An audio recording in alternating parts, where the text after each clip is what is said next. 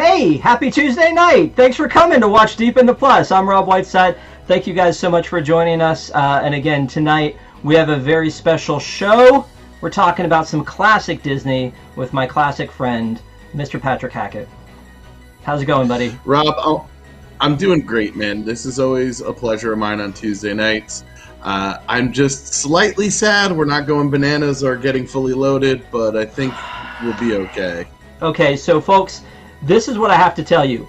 So we reached out in our Patreon group, which is Wigs. We love Wigs. Thank you guys so much for being Wigs members. We reached out and said, hey, you know what? What should we be reviewing? Like, what are you guys up for? And somebody said Herbie Fully Loaded. And then out of nowhere, here comes Patrick, and he's like, did somebody say Herbie Fully Loaded? And it's like, he's like, I'm your guy. So we both got ready to sit down and in our own separate 6 feet apart houses and watch Herbie Fully Loaded. And Disneyplus said, not gonna happen. You're not gonna watch Herbie Fully Loaded. This is a low-hand-free zone when it comes to Herbie, and you cannot watch this movie. So I was very disappointed because I was all geared up for Herbie Fully Loaded. I was too. I mean, like, and don't get me wrong, I love this franchise. I've been having it on my to-do list. Almost thought about doing like a supersized Deep in the Plus to talk about all the movies. I've got my fan gear on. I mean, like, I love that shirt. I didn't notice it until just now. That is a fantastic shirt, and it really goes well with that hat. Oh my gosh. I can't believe you mentioned the hat. I love this hat. CarouselProducts.com. Check it out. Absolutely. So I also have this. A little Vinylmation action. I had that. I traded it. I don't remember what I got for it. Probably I actually don't know where my Vinylmation is. I didn't make it over to the new house yet. Yeah. Oh, sure. Tale as old as time. Didn't make it over to the new house. So what we ended up doing is we said, hey, let's go back to the beginning. Let's go back to the original. Yeah. And we went back to The Love Bug, which is, like, to me as a little kid, I think when I watched this thing, I always thought it was the Herbie movie. I don't know that I knew it was called The Love Bug. Me too. I kept searching for Herbie. I'm like, why is this one not coming up? Right?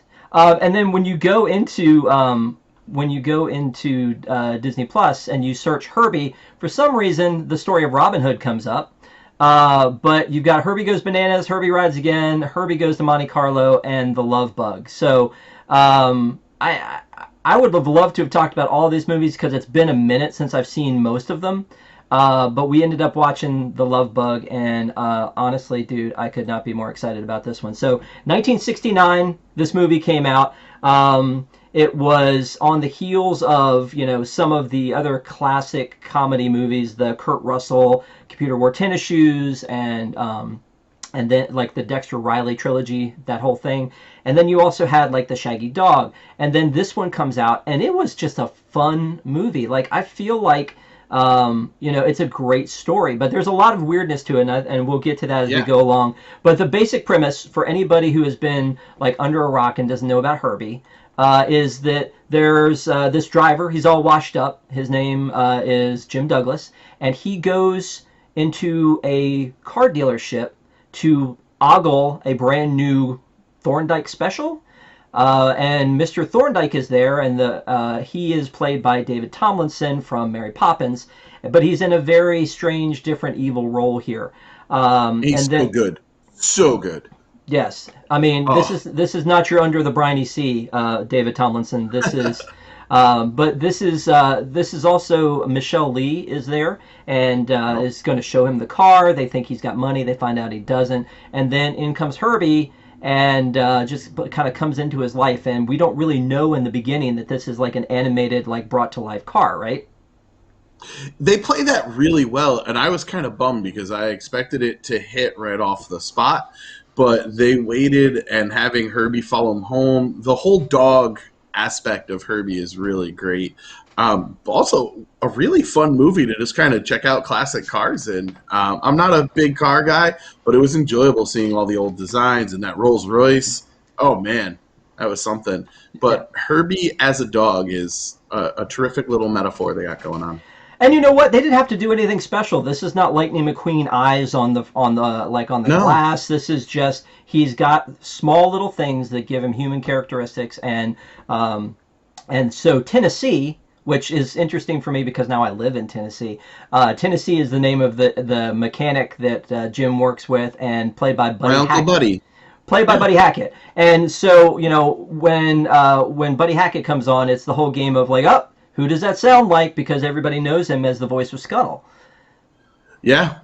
I So thought he was doing a Lou Costello impersonation this whole time. It sounded very much like I expected him to bust out a "Hey, I bet" in a minute or two. no, that didn't happen. But Matt M in chat says comedy legend Buddy Hackett. I guess we really should Absolutely. refer to him as that way. Yeah, he is great. I mean, there's just something about him. Like when he's on screen, you're just like happy. He just makes you Yeah, happy. he's magnetic. I thought he really held this movie together because the absurdity was grounded by his, well, I've been to Tibet and I kind of have the meaning of life, and his nurturing relationship with Herbie. It was really sweet. Yeah, and so the original bond is between Jim and Herbie, and Herbie actually, Jim kind of sticks up for Herbie. Herbie follows him home, unbeknownst to Jim, and then the police show up and say, "Hey, you stole that car from the Thorndyke place, and now they're going to make you buy it." And then he's really kind of attached himself to Jim, but Buddy Hackett's character Tennessee is really kind of the I don't know, the communicator here. He's kind of like his what's the word I'm looking for when your translator. He's like your translator Yeah. for Oh, Jim. there you go. That's a good way to put it. Yeah, he Right. kind of bridges the gap between Herbie and Jim, and it's just. I was thinking it was kind of like a My Two Dads to go to another old school show. They each had very different sides, but they each brought something to the table for Herbie. I think this is weird talking about a fictitious car in a movie, but I think the competitive nature of Herbie was really, really brought out by Jim Douglas, and of course you have Tennessee, who's kind of playing this nurturing nature. It's a interesting dichotomy. Eric Morton in chat has said he's a car medium. You know what? Eric, don't you? Oh, come on, man. So it's a really fun movie, and it starts out, and you're kind of hooked from the beginning. I mean, you're trying to Yeah. figure out what's going with Jim. Where is he from? What's Tennessee's story? And then Carol, who is Mr. Thorndyke's like salesperson, she's kind of in this whole thing all along. Jim tries to drive the car. He feels like it's kind of taken over, and this is when Herbie starts to show like, yes, he is like an entity, like he's alive, and he takes the car back to the dealership and tells Carol, well, this is not okay. You need to give me my money back. What gives? And then I think he says like some phrase that must be from the 60s, like what goes on or something like that. I feel like he said that a couple of times. It was so loud of an argument. It just was. You couldn't get away with that in a movie today in such a low key comedy that they're shouting at each other. It was very interesting. Some of the choices here that I think make more sense in a 1960s film versus today. Not mentioning the cultural sensitivity stuff that we'll get into, but like just the Jim Douglas is not redeemable until very late in the movie. And I was talking with my wife, and she says, "Well, he's not the main character." What are you talking about? Of course he's the main character. She's like, "No, Herbie's the main character." And I think that's a real interesting take. But this fight was so intense for a comedy. Yeah. No, true. But again, I mean, I think it works. I think it's still, I mean, it's rated G. It's still a family show. Yeah. I mean, they Oh do yeah. give you the warning that it's got, cigarettes in it, which is like one of those things that's so tobacco use. So The short order cook was smoking a cigarette, and the fact that was once socially acceptable made me nauseous. yeah, so the car takes over. He ships Carol and Jim. So he decides that he's going to like show them like this like kind of almost like I'm gonna go back to Little Mermaid, almost like Sebastian and like Yes. orchestrating the moment, Great right? point. So Yeah. he goes back in and he takes them to a place to get food, and it's like a little like a drive up car hop type of a situation. The lady throws menus on the windshield. I'm thinking I want to go to that place. Like I'm Me sure too, they have except for the horrible. smoking short order cook.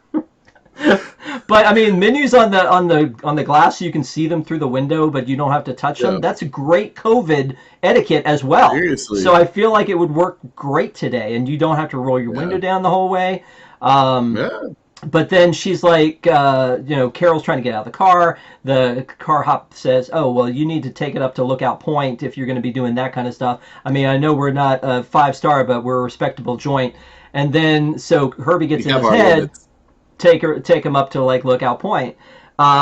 So I mean, he is trying to put the two of them together. They're still kind of at it because Jim thinks that this is some kind of a scam for him to take the car. She thinks he's lost his mind, that he's trying to get out of buying the car because the car is fine. Um, and so they're starting to realize there's something going on here, but there is not, and you tell me if I'm wrong on this, there's not an appropriate level of freak out for the things that have No, happened to them. no, there's not. Only Mr. Thorndyke gets the appropriate level of freaking out at some point in time, because these are ridiculous things that are happening. Herbie's taking off at red lights and racing people. The car is following Jim down the street. And then in that scene on Lookout Point, does Herbie make the other car sentient? Does he make the cop car sentient? Or the cop just forgot to set the brake? I I was think trying to figure that out. I think the cop just forgot to set the brake because the cop is yelling at them because the car is following them. He thinks, "Hey, you guys left the brake off, and that's why it's following you." And what kind of an idiot leaves the brake off of their car, and then you hear a splash, and the cop car has gone in. So no, I don't think it's anything like that. Don't be ridiculous. He's an alive car, but he's not an alive car that can make other cars alive. Patrick, come on, So I'm think about it. forgetting. Think about it. Yeah, no, he can't pass his sentience on, obviously. I'm thinking about it, and I don't remember all the other Herbies. I remember my mom loved these. I actually have never really pushed my mom to watch any of my WDWNT stuff, but I pushed for her to watch this, and I hope she's watching. What is Herbie's? Is he haunted? Is he just sentient? Is he like a low-level transformer? I have an answer for this. I Oh, have an great. answer for this. So here's the weird thing. How many, let me ask you this, Patrick. How many Mhm. Herbie movies are there?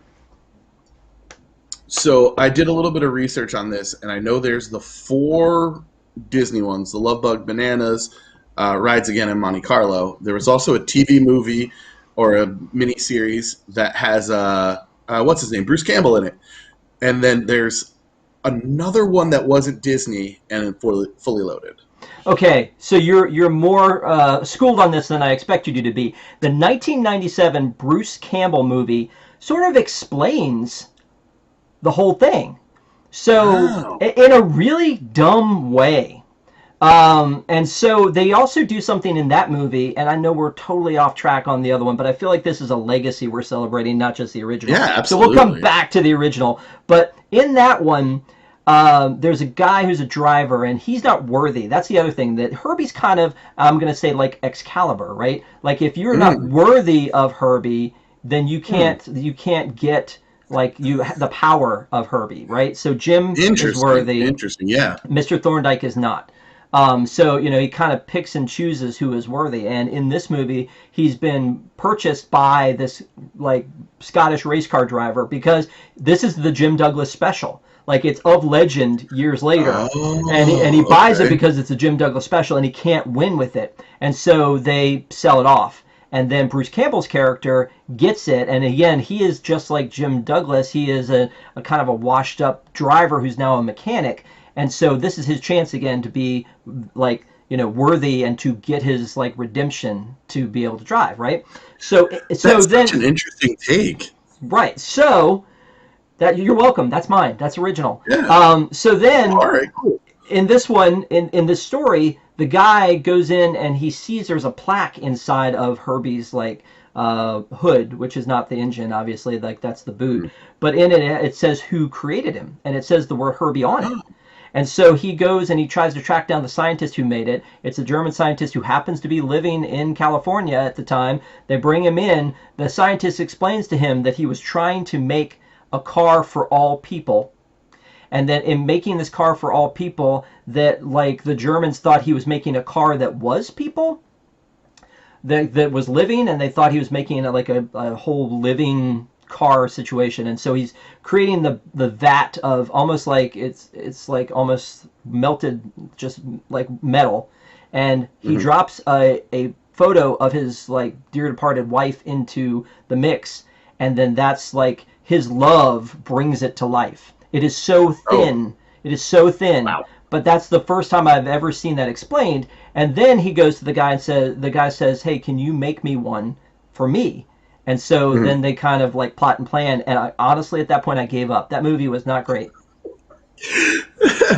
Oh man! So Matt M in the chat is saying that there's an evil Herbie in that one, and also evil Herbie has lasers.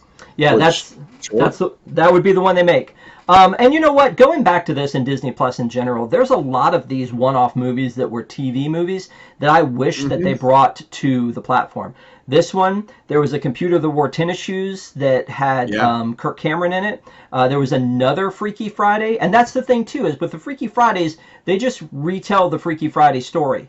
In this one, the Herbie legacy seems to live on from generation to generation, and so it doesn't erase That's the really Jim cool. Douglas. I like that. I appreciate that. So while we're talking about the legacy of this and the German scientists who made it and the Jim Douglas special, is there any reason that it's never referred to as a Volkswagen? Because they call it the little car, Herbie, the Jim Douglas special. It's never ever referred to as a Volkswagen, though it's clearly a Volkswagen bug. I gotta assume, well, in that 1997 movie, this guy made it himself. So in theory, it wasn't like officially a VW, but I gotta assume that had something to do with licensing, but maybe not. I mean, did they have a lot of licensing issues in 1969? I'm not sure, and I think this is actually one of the last films that Walt personally worked on, and I think if he really wanted it to be called the Volkswagen, it would have been called the Volkswagen. Also thinking about what's going on during that time, maybe they didn't want to associate it with the German car. You know, we were still in the middle of the Red Scare. So it's possible that that was a choice, but it just felt so out of place that they never said the Volkswagen. And like they kept calling it the little art. It was driving me nuts. Can we talk about the music? It's so repetitive. Okay, it's catchy. Yeah, you're absolutely both those things. It's repetitive and it's catchy. I agree on both those fronts. It's definitely one of those things where, as I'm hearing it, I'm just like, I love this music, and it's kind of cheesy. It was almost like it missed its era. Like it feels like more like a mid-60s kind of a music. Yeah, it's in 1969. I agree completely. I felt like it was I felt the whole thing when I found out it was 60. Now, see, on IMDb it's listed as 68, but the trivia says it was the highest grossing film in America and Canada in 69. So it's interesting. But I would have put this earlier in the 60s. It had a much earlier in the 60s vibe. I mean, this is 4 years after Mary Poppins, and Mary Poppins feels like it's a much more technologically advanced film, and you know, you got a big market film there, and this felt much smaller, even though it was a huge grosser, you know? Yeah. Yep. I was just noticing Arlo is dropping WDWNT deep cuts into the chat. So I saw that. Yeah.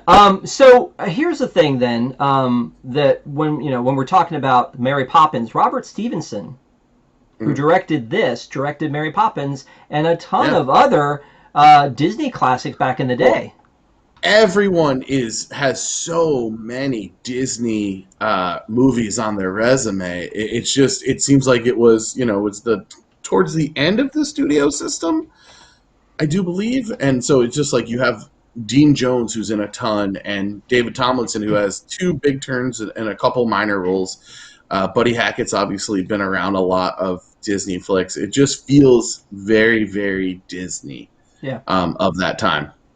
Yeah, so just to list this out, Johnny Tremaine, Old Yeller, Zorro, Darby O'Gill, that's the big one. Yeah, Absent-Minded Professor, which I've looked at recently as a review in Deep in the Plus when we did Flubber, Son of Flubber, Mary Poppins, That Darn Cat. What are you laughing at, dude?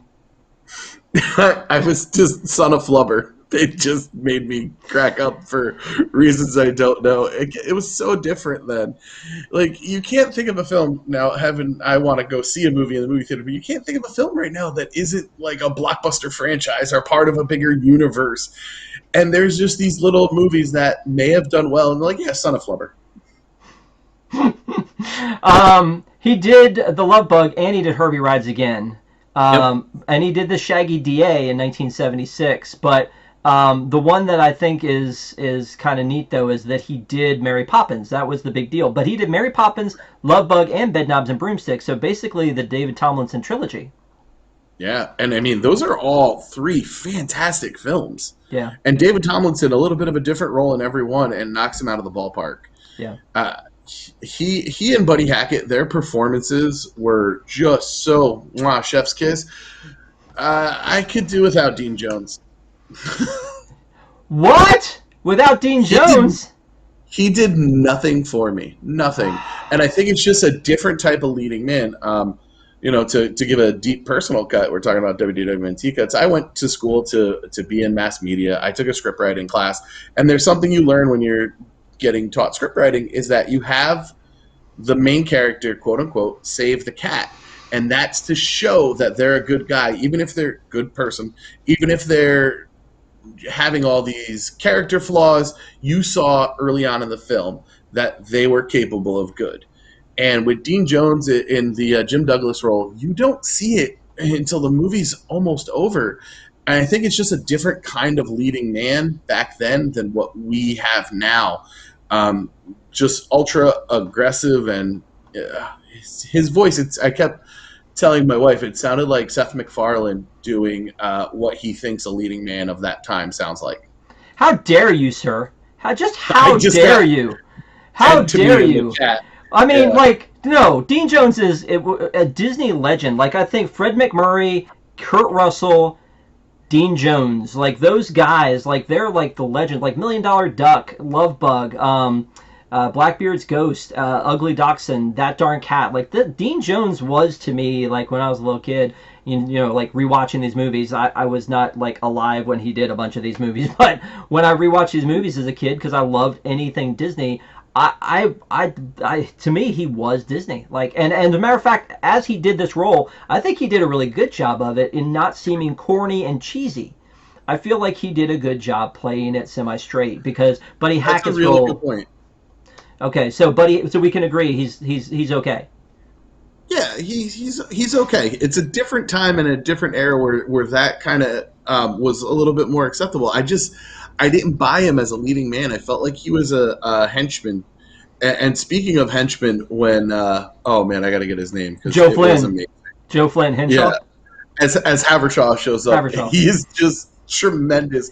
One of the best lackeys that I've ever seen. And I would watch him and David Tomlinson do like a 4-hour movie together. They just had great chemistry. Well, he and David Tomlinson are both kind of like that other end. They're like the character Yeah, actor of these Disney movies because Joe Flynn was also like the principal in the Computer Wore Tennis Shoes. He was in several of these Disney movies, and I guess they kind of all went back to the same well, and that happens modern day. I mean, yeah. Guy Verbowski goes to Johnny Depp, or Well, yeah, everybody has their people, you yeah, know. yeah. So I think that Dean Jones was the perfect one to be in here, and like he was on the Love Boat later on. Yeah, He was Kurt Russell actually makes this a better movie. what? It takes somebody else from the Disney stable of stars. Kurt Russell makes this a much better movie. Kurt Russell plays that with a more understated tone, and just maybe there's an Academy Award for Herbie. I should have took a sip when I said that. I was trying to keep a straight face, but How I know dare you, sir? This movie is perfect. this All right. movie's great. All right, so let's pick up. So, then they get to this point where Herbie's helping him to win all these races, right? So Jim's winning all these races, and he's starting to get his confidence back, and everybody's giving the credit to the car, but he's like, well, what about me? How come I'm not getting the credit? And so he goes out and he buys a Lamborghini, which I didn't know Lamborghinis ever looked like that. Neither did I. I was so shocked. I'm like, this is a Lamborghini? This is my favorite scene in the film, and I think it's actually spectacularly acted by all parties involved. What you mean the whole scene with Herbie being The jealous? whole scene with the Lamborghini and everybody in there, that actually is played so perfectly. Everyone is just so well in their parts there. I felt honestly transported. It's the best scene in the movie. It has so much pathos in it. So much what? Pathos. Oh, okay. Mhm. So I'm actually looking for that right here because when he pulls up. So hold on a second. Um, because they've decided. All right, so David Tomlinson comes over and he basically messes up Herbie. He pours Irish coffee into Herbie's engine, and then Oh, Gill's Irish whiskey in the Irish coffee. I thought that was a nice touch. Jim actually loses the race because of it, because there has been sabotage, and the car is all messed up. And then Carol, being the modern woman she is, puts on some overalls and she comes and she fixes the car. So I just want to say we're going to talk about the stuff we always end up talking about with cultural insensitivity, but even though there's a bit of chauvinism, I think that she's actually a really well-rounded character, and I think it's amazing that they had a woman working on a car in that day and age. That's not something that you saw often, and she knew about races. I thought she's a great actress. I love her in How to Succeed in Business. But yeah, just well done, Disney. I appreciated I'm that. looking at the chat. Dean Higgins, which correct, Dawn. That was Joe Flynn's name, and then Will Burton says Joe Flynn, Flynn's Arcade Tron. So great job getting us back to Tron. I'm a huge fan as well. Me too. Hey Disney, get that roller coaster going. So I wanted to show this. This is the scene and like where the car comes in, and that Lamborghini. Like I don't. I So mean, beautiful. yeah, it just is one of those things where I'm like, that's what a Lamborghini looked like back then? I mean, it looks like Maxwell Smart's car. It looks like James Yeah. Bond's car. I mean, and then there's poor Herbie in the background, and he's like, "What are you doing? You're gonna hurt Herbie's feelings?" And he's like, "No, man, it's like I need a real car because I'm a real driver." And then they're like, "You suck." That's basically what they're saying right there. But because they've worked all night to make Herbie all nice and neat again, so. I don't know. Yeah. That's kind of I mean, that was one of those things where I It's was like, that's a Lamborghini. Yeah. Well, and then like the jealous rage Herbie smashing up the Lamborghini it's so tremendous. That scene, like that's a really well acted scene that brings some serious drama into this comedy, and everyone's playing their parts really well. And when he has the shovel and he makes the realization that he's actually jealous of Herbie, it's a great character moment. And I think that's where you flip the script and Jim starts to be likable and you start to see that he is the leading man. But I would argue that's not Dean Jones' problem. That's the way that the Jim Douglas arc is written, and I think Dean Jones That's played true. it well. So you Yeah. can't just be mad at Dean Jones for playing it the way that it's supposed to be played. I don't think, because he made you feel Are something, you on Patrick. Dean Jones's payroll? Is that what's going on? R.I.P. Dean Jones. That's all I'm saying. I mean, come on. So Absolutely. So yeah, he buys this hugely expensive car. He tells Mr. Thorndyke that he can buy Herbie back for $1,500, which I can only assume in 1969 was like $2 million. That sound right? Is that? I don't know much about math. I'm just saying. Is that how that works out? Let's see. Vamp for a little bit. Let's see. How many wishables could you buy in 1969 for I $1,500? have I have no wishables, and I'm keeping it that way. I just started getting pops again. I got a couple of mine out there. The new Sorcerer Mickey, which is really great. Um, but no wishables for me. I see you guys all in our company Slack talking about your wishables. Yeah. Um, Here's the thing, too, by the way. We have 42 people watching. We have 30 thumbs up. If you could give us a thumbs up, that would be great. If for some way, shape, or form, there is a Wishables unboxing on this channel that got more likes. And so if we can get up to, I don't know, let's say somehow 50 likes before the end of the show, I'll open a freaking Wishable. I'll do it. I swear. So just let's like make that. it. Just like that. Let's make it Um, happen. So that'd be about $1,100, a little over 10,500. So it's a decent sum of money, but that's not getting you anything today. Yeah. Yeah. So here's that scene that you were talking about with Herbie, and they run outside and find out that that Herbie has been smashing up the car, and he hits Herbie with the shovel. I literally cringed. I cringed when that happened because Herbie felt so much like a part of her. Look how well acted this is. The facial expressions. I'm Look at sorry. that. Like, Are you a Dean Jones fanboy now? I feel like. no, Did we change it I'm around? just no. See, you're missing it. You're missing it. Is that I don't. I think you got it right. I don't like the way the character is written. I think he's fine. I also think it's a different leading man for a different day. Yeah. It's more about the bravado kind of deal. Yeah. So so now he has figured out that he does actually need Herbie, and that he's hurt Herbie's feelings. And then of course Mr. Thorndyke comes up, it's like, here's your $1,500, and then he's like, no, I don't want your money now. And then he's like, I'll give you 2,000. He's like, why do you want this car so bad? And so you realize that Mr. Thorndyke doesn't know what it is about the car. He just wants the car out of the world at this point. He doesn't want the car for himself. He just doesn't want anybody to have it at this point. He knew there was something special about it before everyone else. And Yeah. while we're on Thorndyke's relationship with Herbie, I did not remember in all of my years of watching these movies on the wide world of Disney back in the day that he pulled the Bumblebee and urinated oil on someone before Bumblebee ever did. I was shocked. Right. I know. I agree. All right. So here's the thing that kind of jumped out at me at this point. So Jim's figured out that he needs Herbie. They're having a conversation. Herbie decides to run away. And so he looks up, he realizes Herbie's gone. And he's like, I have to find Herbie. And Tennessee's like, go to him, Jim. And then they play this music that seems very much like a romance, and you're hearing him yell Herbie all through the town, and it's just like, and he's like, come on, let's go do it. And he says, no, you've got to do this on your own. It's between you and Herbie. And so he runs off. Don't take any other car with you. Just roam the streets of San Francisco on your own. He runs off into the matte painting, never to be seen again. And these scenes right here with the smoke, the fog in San Francisco, I felt the matte paintings a lot more than in other scenes. We just started watching Prop Culture. I know we're way behind, but we literally watched that episode of Prop Culture right before popping this movie on, so it was very obvious, and it added enjoyment and like an added level. It was nice. Yeah, Dawn in chat said it's a bromance, and yeah, I guess it is. Yeah, no, for sure.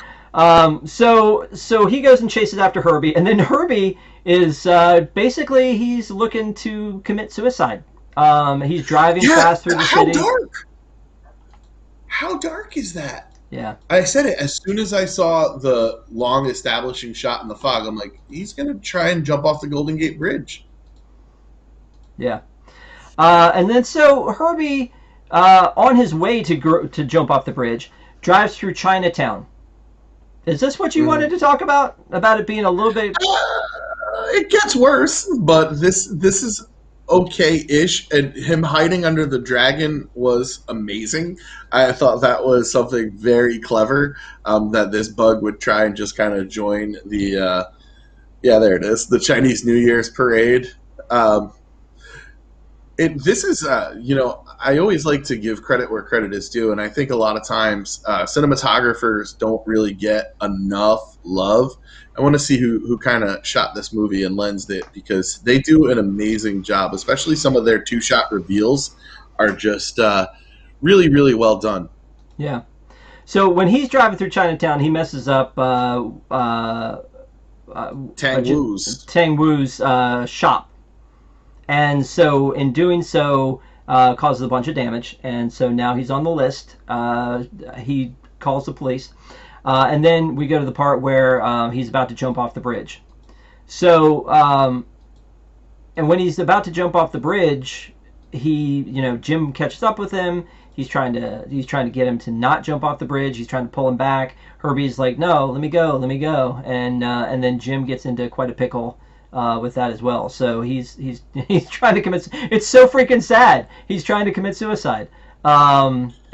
Yeah, it really is. Tough. It's unnecessarily sad. This is like what I was saying. A movie like this can't get made in this day and age because of the twists and turns it took. You couldn't have. Well, you could, because I watched Wonder Park, and there's also Up. So maybe you could. just make people sob in the middle of a children's movie. Actually, Pixar does that pretty well. So now I'm beginning to backtrack my statement. But I mean, this is something that like you wouldn't have a humanoid anything try and commit suicide in a kids movie today. Yeah. So just real quick to pop back on the cinematographer, he's one of Disney's top cinematographers. He did a lot of the Magical World of Disney and a lot of these movies that we're talking about here, Love Bug, Blackbeard's Ghost. His name is Edward Coleman, and shout out to his family. Rest in peace, Edward, but really excellent job with this. Also, cinematographer for Mary Poppins. Yeah. Okay, so when he saves Herbie, Herbie ends up going to jail. I mean, it doesn't look like it's an impound. It looks like jail. When he goes there, there's a lineup of cars, and so the owner comes in of the store, and he starts honking the horn because he remembers that horn. And when he honks the horn and finds out it was Herbie, now they have trouble because they owe him all this money for messing up his store, and they don't have the money. So Buddy Hackett decides, because he was in Tibet, he knows how to talk to this gentleman, and he talks in this just very slow, broken Chinese that I assume, this Mandarin that I assume that he probably practiced a bunch to say. It was almost painful to watch that scene, I feel like. Yeah, I mean, I feel like they didn't play it for laughs. I think it would have been worse if they played it for laughs. I think they tried to play it pretty seriously. And I like how that resolves with Mr. Wu going, "Now you're speaking my language." Because I had that in Paris a lot, where I would struggle with French and then have somebody answer me back in perfect English. And I thought it was a little clever nod to how sometimes we don't think things all the way through. Yeah. So, so this really starts the third act. They've made a deal with him to say, "Hey, look, we're going to race the El Dorado, and if we win, we're going to give you Herbie, and if we win the race, you're going to get all the winnings, the prize money, and you're going to sell me back Herbie for $1. If not, you get to keep Herbie." So he agrees to this deal. Then they kind of rush off to this third act, which is the El Dorado race. And it's kind of crazy to me because I feel like we've had a movie up until this point. Oh, I am so on par with you right now, because I was like, why does this movie keep ending? And rewinding it back real quick, when they do the first race between Thorndyke and Herbie, they just jumped to that. I thought we were going to build up to it, but we just jumped right into it, and he won that race and won Herbie, and then just more races and more races. This was incredibly long. I did not expect it to be this long. Well, I mean, and the movie's an hour and 47 minutes. So, I mean, it's not all that long, but I mean, 2-hour movies were not a thing back then. Yeah.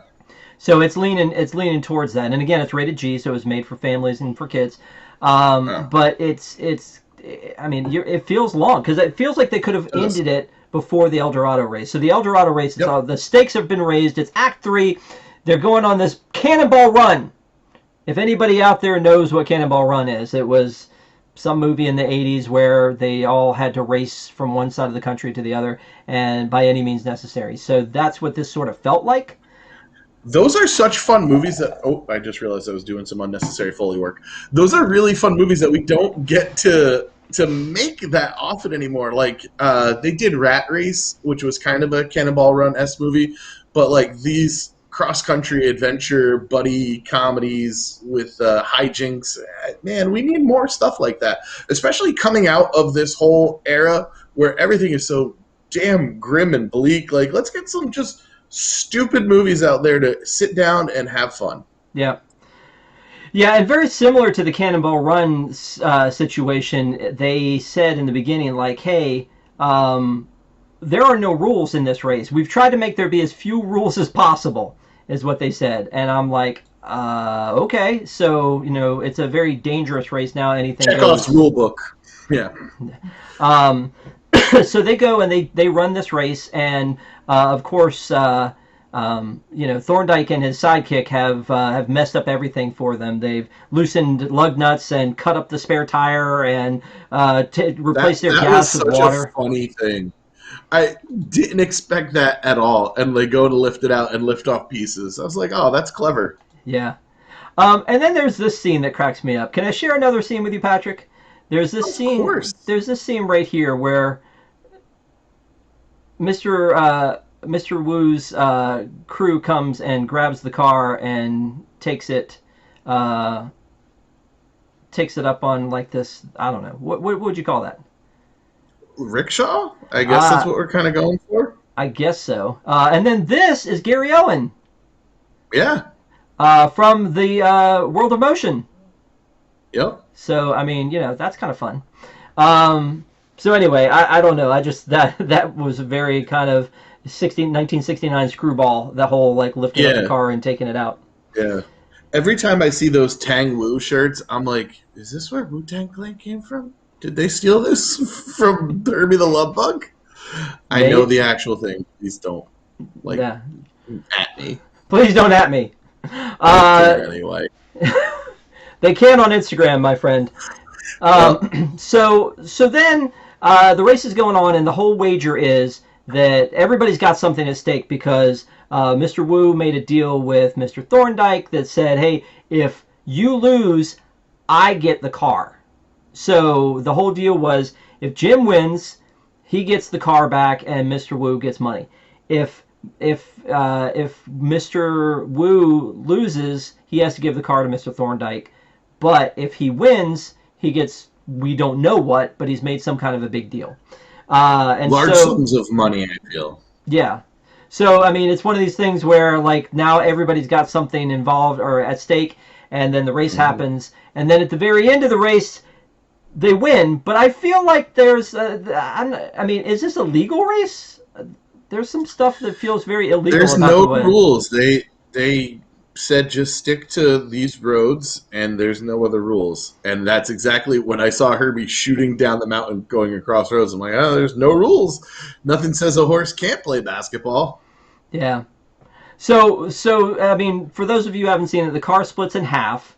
And Buddy Hackett is in the back, and Jim Douglas is in the front with Carol, and the car splits, and then the Buddy Hackett half, which is in the back, wins the race. So, so the announcer, and this, I always remember this, like Gary Owen this says, was such a great line. Yeah, Gary Owen says, and the Jim Douglas special comes in first and third. Yeah.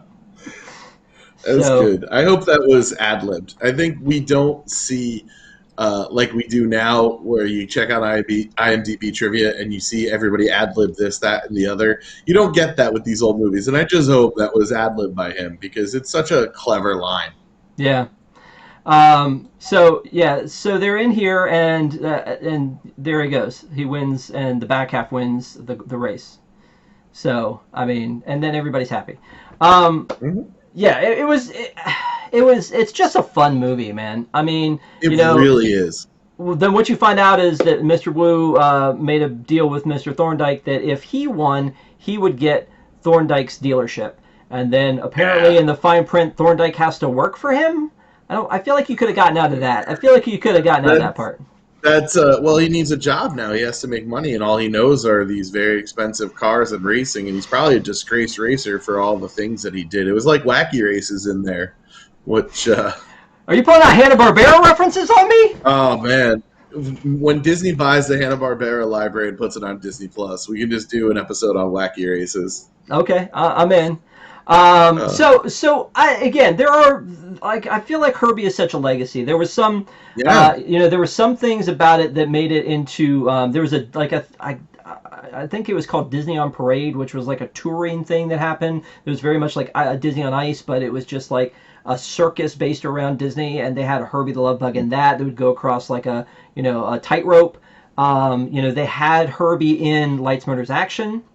Herbie used to sit on the back lot. Well, he's got a big pop in Lights, Motors, Action. Yeah. So, I mean, and I just feel like this is an IP that they're not using enough. And I feel like there are a couple of them like that. But this one to me is so classic. Whenever I see that number 53 and the sticker. Dude, I love that shirt. I got to get that shirt. It's amazing. amazing. Whenever I see this across a white or a cream colored VW Bug, I'm always like, oh, that's Herbie. And it doesn't really matter that it's just stickers on some random white car. It's very Yeah. cool to me that people still do that. I It love really this. got into the cultural zeitgeist, and it just made such an impact. And I totally agree with you. You know, we talk about all these IPs coming to the parks, and how much Disney leverages IPs, and they have so many that they're not doing anything with. This could be such a great family comedy right now. I Yeah. mean, you get Ed Helms in there or something, he would be fantastic in a movie. And I wonder what it's going to be like with watching the other ones, because we'll definitely come back and we'll do more Herbie, me and you, um, and see kind of how we feel about the franchise as a whole, because this movie made me so happy to watch. It really was an enjoyable experience. And I like watching bad movies and coming on here and talk to you about bad movies like Mars Needs Moms. And John Carter's not a bad movie. It's the greatest film ever created. But some people think it's a bad movie. I enjoy talking about and watching bad movies. And I was getting geared up to watch Fully Loaded because I was going to come on here and we were going to have a good time. But man, just it's so great to authentically and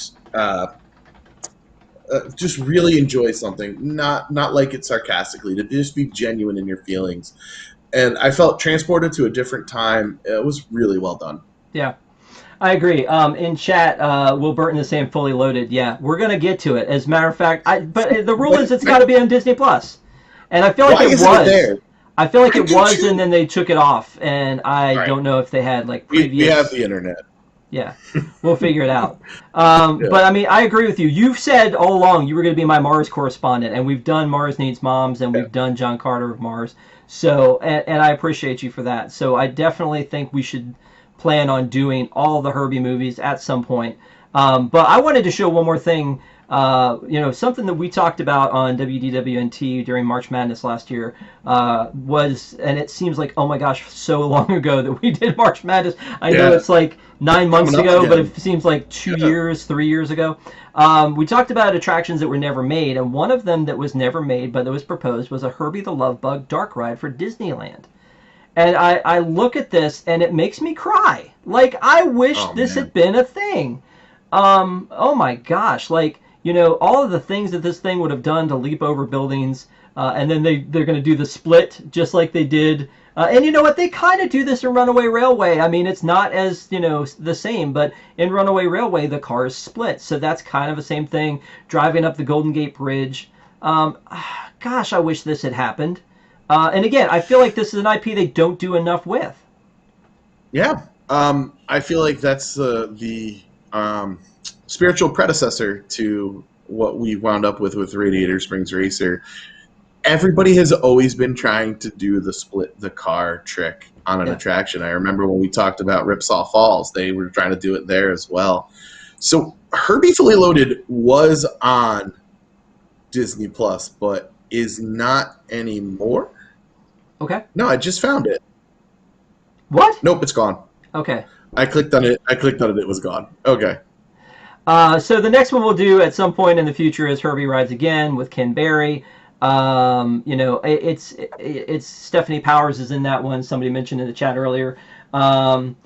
What year were they going to build that ride? Let me see if it says in the thing. I don't remember. That was really seems more like a Tom question. I remember Go Bananas was my favorite. I remember watching Go Bananas. I have zero recollection from it now. The Disney memory that stays with me the most from that time period is Jiminy Cricket singing about the encyclopedia. That's burned into my head, but I remember Goes Bananas was my favorite. Very much looking forward to continuing to revisit these, and hopefully they're all genuinely good and genuinely enjoyable, because I remember watching Fully Loaded, and it is not. Well, well, there you go. We'll end on that one then. But Herbie Goes to Monte Carlo brings back Dean Jones, and has done awesome! So Because you've now convinced me that I'm a Dean Jones fan. Yes, yes, success was had here tonight. Yes, you in the chat have made me realize that I actually really do enjoy Dean Jones's performance, and I'm hopeful. Don Knotts is great in everything. If you can't have Buddy Hackett, Don Knotts is a terrific replacement. Yeah, no, I agree. So I feel like I already know the answer to this, Patrick. But you know what? It's a tradition on Deep in the Plus that I have to ask the question: Patrick Hackett, would you recommend this movie? I would absolutely recommend this movie. We're, in a day where everything's kind of dark and gritty, and if you don't want to deal with that WBDC universe and you want to watch something that's authentically good and feels good and you can kind of close your eyes past the minor racism, it's a fantastic movie. It brightened my night last night watching this. It really, my wife and I sat and did not expect to enjoy ourselves as much as we did. It drags a little bit, and it's a little long for its 1 hour, 47-minute runtime, but go out there, sit down on a rainy Saturday, and just watch something that you're going to enjoy and kind of embrace yourself in some old school Americana. Well, I agree with you, and it seems long, so it's not an easy watch, I don't think necessarily, but it's a good watch. The question I always ask myself for these type of movies are, do they stand the test of time? And I feel like this one does. I feel like their acting was great. I feel like that the story was solid. It was a little bit longer than I expected it to be, but at the same time, it was still more good movie after that. It just could have been shorter. So, to me, a lot of times, again, anybody who watches the show on the regular basis, and if you do, thank you, would know that there's a lot of times where I will say that this should be seen just because you're a Disney fan and it's part of Disney history. This one, to me, I feel like they don't take advantage enough of the Disney history behind Herbie, and so I would say that this is one that stands on its own, and I would just beg Disney to bring more Herbie into our lives, whether it's somebody mentioned in the chat a Disneyplus series with Herbie, if they were to do some sort of a ride, if they were bringing it back for some sort of a show, just to have another like Herbie the Love Bug sitting around for meet and greets like you do with the cars in Radiator Springs, when they bring them out. I feel like that would be a cool thing. I would stand there and get my picture taken with Herbie. I think you just actually stumbled onto it by saying that. Why isn't Herbie in the Cars universe? I don't know. Yeah. I mean, that's a great tie-in there. If you want to, my daughter, for some reason, never seen any of the Cars movie, but we had a thing with Lightning McQueen on it. She goes, car, and she's just drawn to it. And like, throw Herbie in there, and maybe Herbie and Lightning are rivals, and you get to kind of see Herbie in a different light. It could be interesting. Yeah. Well, Patrick, thank you so much for stepping up and doing this one with me. I know that it wasn't on your plan to do a Herbie movie, and then I know it was on your plan to tear apart Herbie Fully Loaded. So I'm glad we got to watch this one. We'll do more Mars. We'll do more Herbie. Thank you all for watching. Our WIGS members, we love you guys. Thank you guys so much for watching. Please make sure to check out more information about our WIGS program on patreon.com/WDWNT. And then please let us know in the comments what other movies you want us to review, what you thought of the reviews, anything. If you loved this movie, let us know that too. We want to hear all about it. So thank you guys. Thank you, Patrick. Have a great night. And if you're a WDWNT fan, don't forget Tom versus Josh coming up on our main channel in moments. So enjoy that one too. Have a great night, guys.